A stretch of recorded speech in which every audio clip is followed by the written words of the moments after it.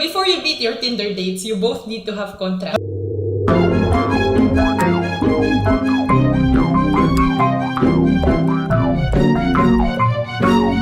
Hello everybody and welcome to the Filipino Freethinkers podcast that's also a video. I'm Red and I'm joined today by Sharmila. Hi Sharmila! Hello. I feel like this is deja vu.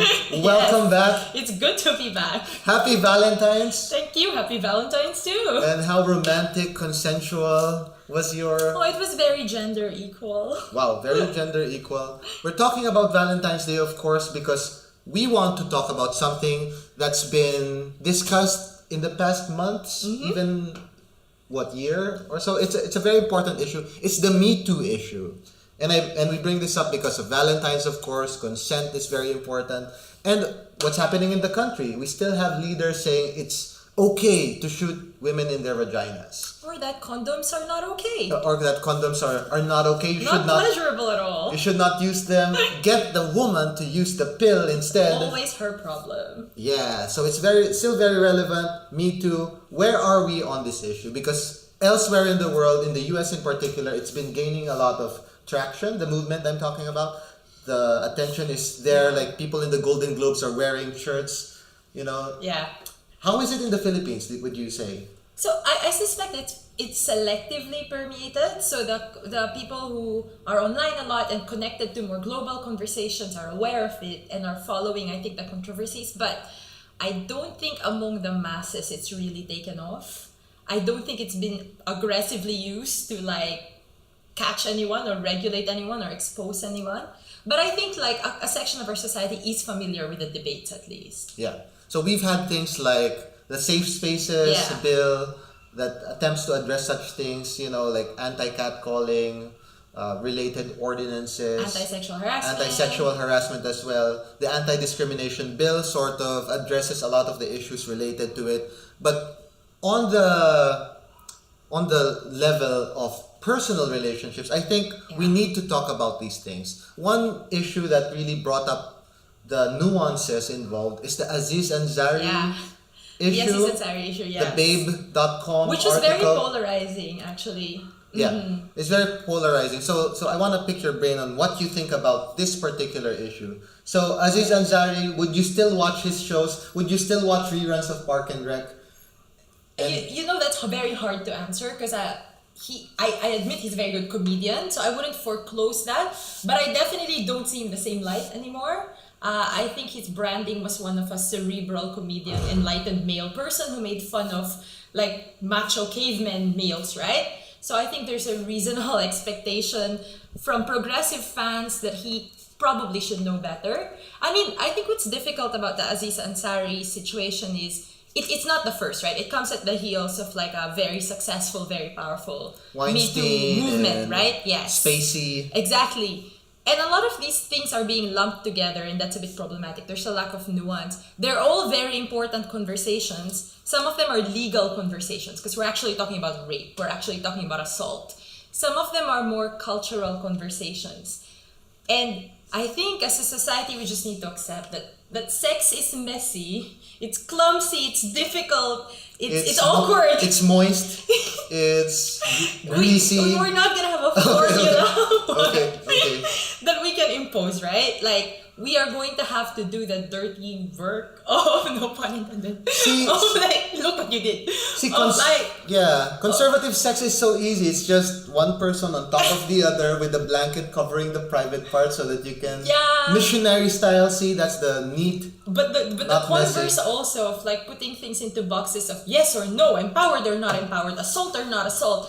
These oversimplifications are also dangerous. So in certain cases it's clear cut. This is probably rape.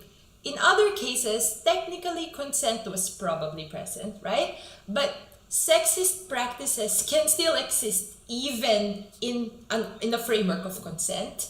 And we need to be willing to have those more nuanced conversations, I think. Yeah. So the Aziz Ansari case, to simply treat it as this was rape or this was not rape, I think misses the point. Okay. It's a wasted opportunity to have more nuanced conversations. I was thinking, right?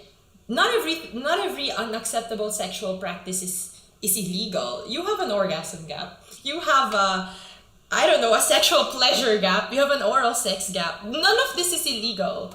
But maybe they're not really acceptable, and we also need to be talking about them. Okay, I just realized a lot of our viewers might not be too familiar with the Aziz Right. story or even cat person. When I mentioned it, that was a more popular thing that people were discussing before Aziz even happened. So let's give a very real example. Let's say Valentine's Day. I trust that our viewers had very nice, romantic, consensual Valentine's Days. So let's say there's this couple. Okay. Right? They go to a motel. Like the guy invites this girl to a motel. Right?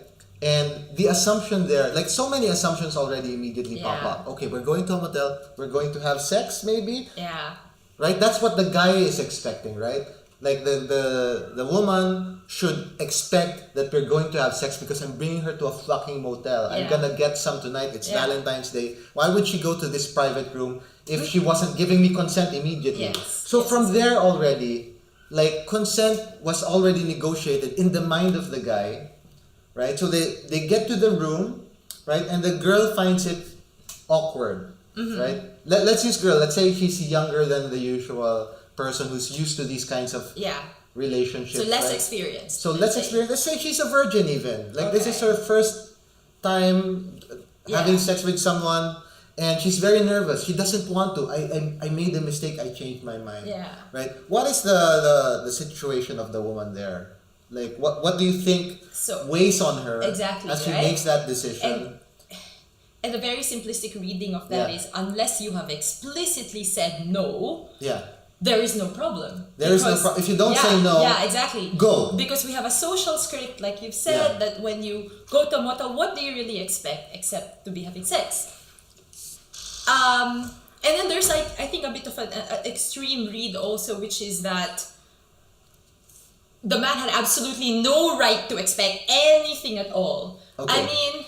Okay, fair. So I can understand why in that situation a man goes into this this context and thinks that sex is going to happen, but I don't think he has a right to think that that is the only valid interpretation of what's possibly happening. A man has a right to be disappointed. Yes, he does. I think he does. And that's not unreasonable. But he needs to check himself as well, right? He has no right not to be disappointed. Yes. Is that clear? Yes, like, oh man, I expected the signs were there. There you go. So the risk of assuming incorrectly that a woman wanted sex is higher than the risk of, assuming incorrectly that no sex was going to happen. Right? The worst in that situation is both of you don't get any sex, have sex next time. But the worst case of assuming that both of you wanted it is someone goes away feeling violated and very... Or even raped. So let's move forward in this scenario, right? Like the woman shows some discomfort. Yeah. Like the man like notices it. Like, are you okay? You don't seem okay. And then the girl says, I'm fine. With the half smile, the eyes are not smiling and the mouth is like, I'm fine, right? And then the guy says, come on. Like, it's okay. I love you so much. I'll never leave you. You're the one for me. It's Valentine's Day. I could have been with any woman in the world, but I'm with you. And I gave you chocolates and we had nice dinner at Jollibee a while ago. You remember that commercial, that romantic Jollibee commercial, right? We had dinner there and I gave you chocolate. So, I'm gonna kiss you now. Okay. Like the woman is like, still squirming, but not saying no. That's the thing that a lot of people are, as you mentioned. As long as you say, you don't say no. Exactly. But I want to think better of men. This is actually coming from a place of hope and faith. But men are not idiots. Like, you're not morons, right? You're supposed to know that if someone there doesn't seem enthusiastic, like they're freezing, they're silent, maybe the kiss isn't reciprocated. These are non-verbal cues, admittedly. But Sharmila, there are ways of telling when someone is awkward and unhappy and not enjoying things. That's normal, see? Like, before you jump into a swimming pool, Like, you think the water's gonna be too cold, but once you're there, it's gonna be fine. You're gonna have a good time swimming. Like, trust me, I'm gonna make it worth it. So your initial, like, they're always I know nervous. what you mean, but this presumption of knowing what will make someone else happy is also very entitled behavior. Definitely, right? definitely. I'm just, of course, But just for the clarity of the viewers, I am playing a role here. This This is is not what I actually think. I am not. Yeah, that's true. Okay. I can still keep my woke card. Yes, please. It's still in my wallet. It's 2018 woke card. Aziz Ansari does not have the woke card anymore, unfortunately. I think that is revoked. Okay, but let's go forward with the story. Okay. The woman says, like, can we do this next time? Cause I'm not too good. And Feeling the too good answer with this. is, if I pour you wine, does that mean we're on our second date now? Okay. So I'll pour you wine. Sorry, we only have red wine. Like, no white wine for you, you entitled woman. So you drink the wine, and then we're fine now, right? Like the guy, can I try now? And then I put my finger. Yeah. Yeah, my claw. I put my claw, so to speak, in your mouth, and then exactly. that's my move. Like, my move always works. You're horny now, cause look, you have my finger in your mouth, so you're horny, right? Like, why would you even? Yeah. Right, and then Exactly. and then I pull your head, to my groin region. And just expect things to happen. And then, your head is there now. You're horny because you're doing it. Yeah. Right? So things progress. The woman is like, still not expressing enthusiastic yeses, but has said that she doesn't want to feel forced, right? Yeah. And has said that at the very least, can we slow this down? And towards the end actually says, I don't want to do this. Yeah. So, I mean, it's not an explicit no, she didn't slap him, she didn't throw him Yeah. off her. But I feel that is a bit of an unreasonable bar to demonstrate lack of consent also. Yeah. Yeah. So the guy, like, this is normal behavior, right? Yeah. For guys to keep trying, because Yeah. in the romantic movies, in the romantic TV shows, we're used to this tug of war, and if the woman gives it away too easily, like, they're saying that the man will lose interest in this super easy woman. So there's that requisite there is resistance. this stupid, the value behind the chase thing. And I mean, I have heard men say that if they've dated a woman who slept with them on the first date, they wouldn't pursue it because she's too easy. And I'm like, look, you're part of the problem, guys, because, like, what is a woman going to do? If she wants to sleep with you, she should be able to sleep with you as long as you're both consenting, right? And that shouldn't be taken against her. Because if you do, then we have this weird, like, conflict that people always have to confront. Like, I don't want to be seen as too easy. But at the same time, like, I do want to have sex with this person. Why is that a problem? Yeah. And then how do you operationalize these conflicting? So, Madonna whore. Yeah. It's that lack of nuance again. Yes. Rearing its head. You're either someone who's too easy and just gives it away and you're a slut therefore, or you're just that prude. Yeah.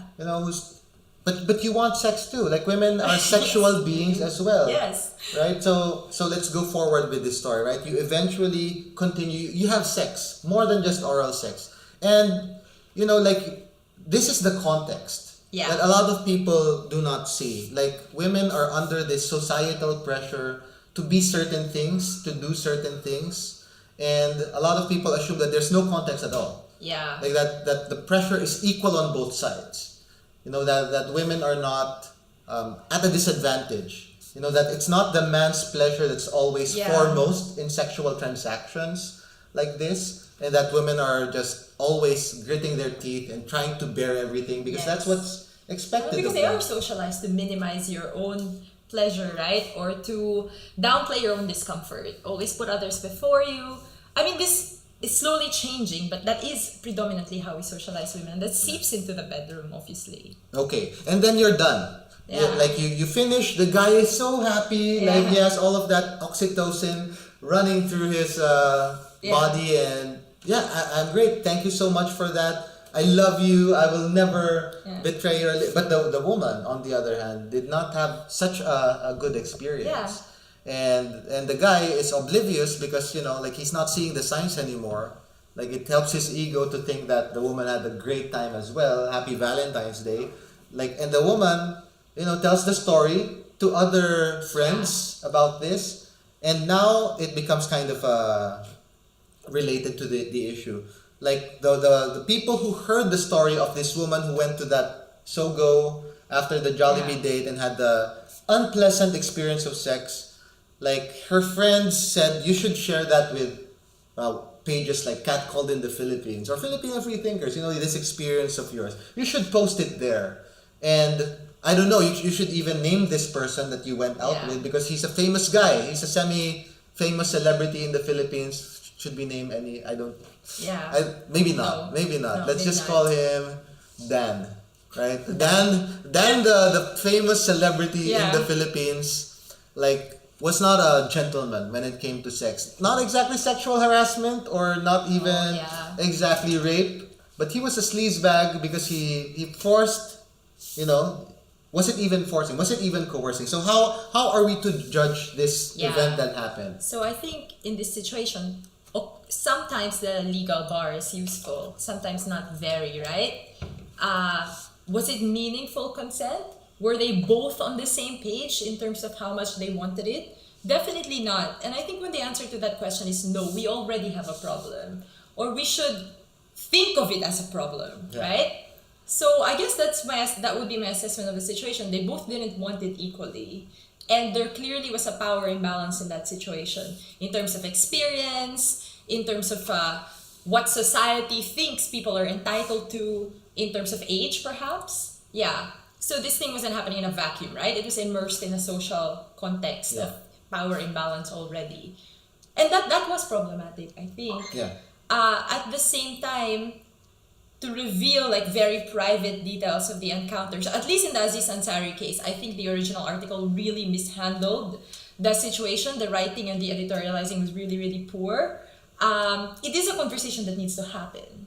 But the way it was handled was a bit problematic. And then gives way to backlash, right? Yeah. So this thing that in the Philippines about Dan and the woman, like, should it be shared?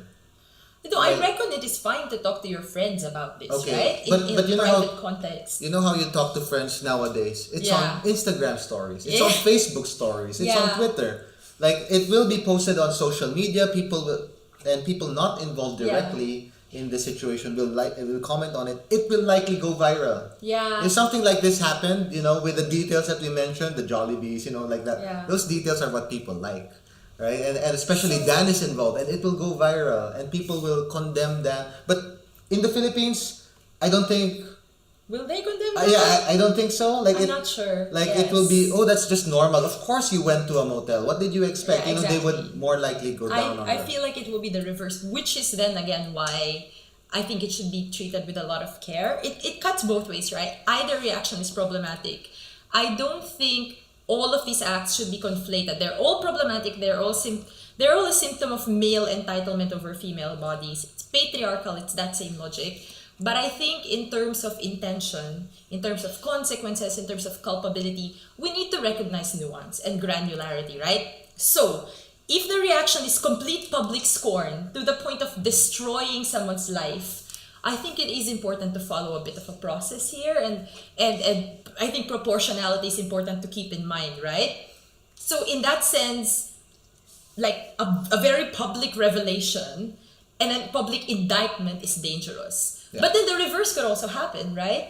That people will start trivializing this situation and going precisely like what you said. Yeah. You agreed to go to the motel. There was no gun. You were not held at gunpoint. No one forced you. He didn't hold you down. There was no violence involved. What is your problem? Yeah. And it lends itself to both very problematic reactions.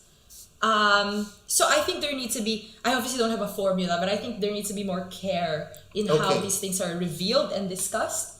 We talked about nuance. Let's look for that nuance. Let's go to the extreme on the other side. Okay. So what do you want, Sharmila? You want people to have contracts with check boxes of what can be done, and then you go through the checkbox and then you have it notarized downstairs at the I am going to make paralegals. what I think is an uncontroversial statement, but who even knows? Anyone who's had sex probably knows that's not how this works, right? Like, a lot of these things are very contextual and negotiated on a very personal level. The problem is, while I recognize that sex has ambiguities and gray areas, historically the ambiguities have always favored men. Definitely. Right? And that's why I understand the impulse to like minimize ambiguity as much as possible and just like codify and prescribe down to the, you know, last act. But that's also a problem because that's not how sex works. So again, I said the conversations need to happen and they're difficult and they're messy. So I think we need to like teach women to say no explicitly when they mean no. We also need to teach women to not be ashamed of owning a desire for sex and asserting themselves in sex. We need to tell men to have a more reasonable bar of like determining when their partner's enjoying their company. Right? If the kisses are not being returned as enthusiastically, right? If she's lying there frozen, if she's not making any moves at all, perhaps even if you don't hear a resounding no, you don't have an enthusiastic partner and there is an imbalance here. Right? Maybe you should stop. Maybe in some situations it's a case of being more comfortable with each other and then you can go on again. Maybe in some situations you don't have sex and that's fine. Deal with that, right? Yeah. But this intervention is going to have to be very multifaceted. We're going to have to involve the education system, involve parents. Involve peer educators. That's, I think, what should happen. What I said about the contract and then the checkbox being, I think you could do that. Like couples could do that. I mean, not during the morning of you know, but have that conversation in your relationship. And then when it happens, you know, it doesn't have to be unromantic anymore. It's a discussion that was clarified. I mean, to be honest, I think this is easier in the case of couples. Because there's a pre-existing relationship. You also presumably want the best for each other emotionally. It's harder in hookup culture, right? Because then there's less space for these conversations to happen. A lot of things happen really fast also. And that's why even prior to the meetup, I think people individually need to be socialized properly. I think that's where educators are lacking, as you say. Like it's unromantic to go through this kind of discussion because it's not the norm. Right? Like if you go very legalistic with your partner, no one else is doing that, then it becomes corny, it kills the mood and stuff like that. But if you make it the norm for these discussions to happen, to have that knowledge about yourself, your boundaries, and then even to negotiate it, even when that becomes the norm, then it's not unromantic anymore because everyone else is doing it. I think that's the kind of norm that we need to sort of encourage. That's fair. Right? Like if it becomes mainstream now because schools are doing it, sex ed can involve that. Right? Sex ed can involve the negotiations that happen with real sex. What's interesting with sex ed is, like, most of it revolves around anatomy. If it's progressive, it involves questions of contraception, and I'm glad for that. But very rarely is consent part of the discussion. So but right. I think there's a space now for stuff like that to happen because of Me Too, because of prominent celebrities, because of what happened in Hollywood. Like there can be discussions even in schools, even at homes, so that you normalize these kinds of discussions so that it's not unromantic anymore. And then, you know, people just go through the motions. It can become part of the culture. And then, you know, like you move that bar lower. I mean, it's easier now to become a decent human being. Right? Because now it becomes hard. It is. Because it's not the norm to have these kinds of discussions. But when everyone is doing...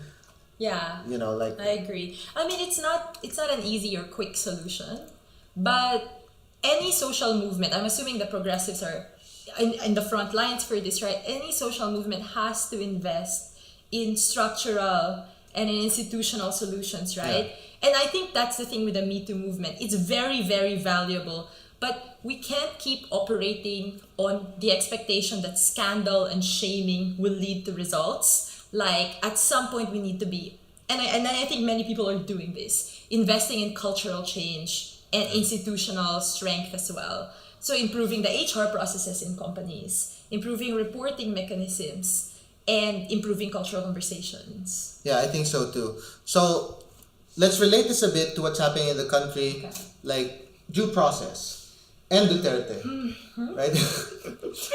Like we were having a happy conversation because the issue of EJKs and Duterte wasn't in there, but let's throw it in there as well. Due process is something that went out the window. People have been judging, like drug addicts or alleged drug pushers and so on.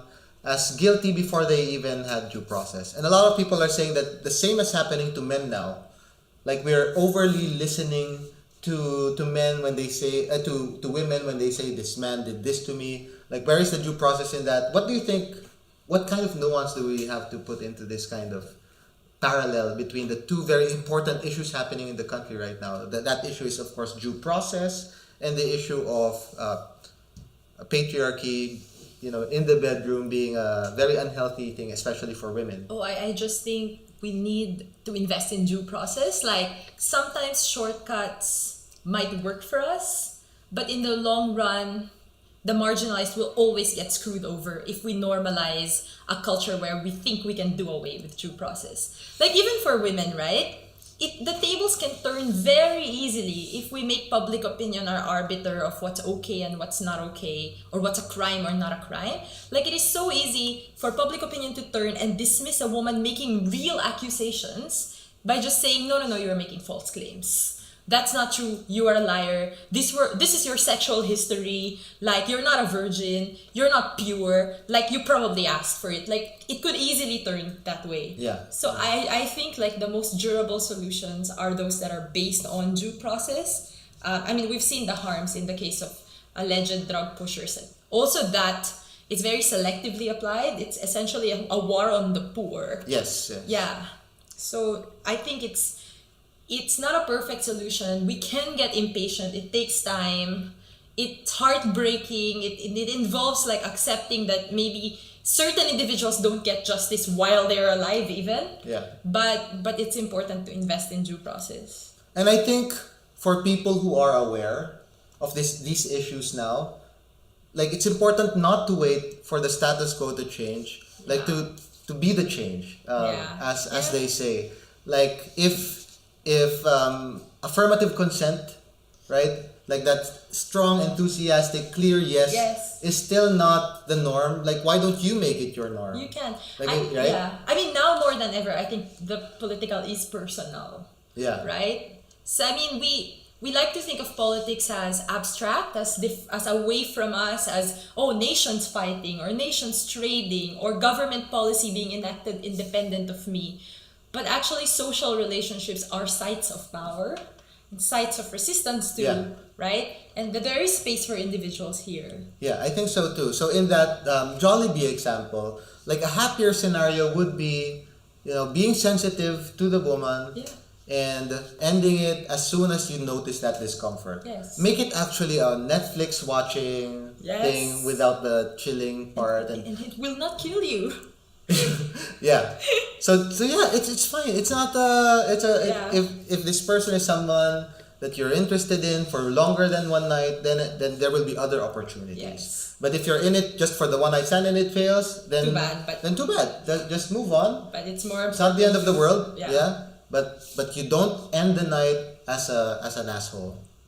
Thank you everyone for watching this episode. Do check out our last episode as well. It was on polyamory. Because these relationships, these unusual, like countercultures? Yeah, countercultures of open relationships. Even BDSM is something worth looking into. They have these conversations about consent, about what you're into all the time, and it's not unromantic. Like they still manage to have great sex after that. Don't worry about it. Pleasure will still be there, and it will be even enhanced because there's that extra level of consent and understanding. Yeah, ethics and pleasure are not mutually exclusive. Yep, and if you're good people, you'd think that it enhances the experience as well. So thank you. We will be discussing this at the next meetup. Details on that on our website. Please like, share, subscribe. You know the drill. On behalf of our millions of staff, Sharmila, Tin, and Pepper and Max, see you next week.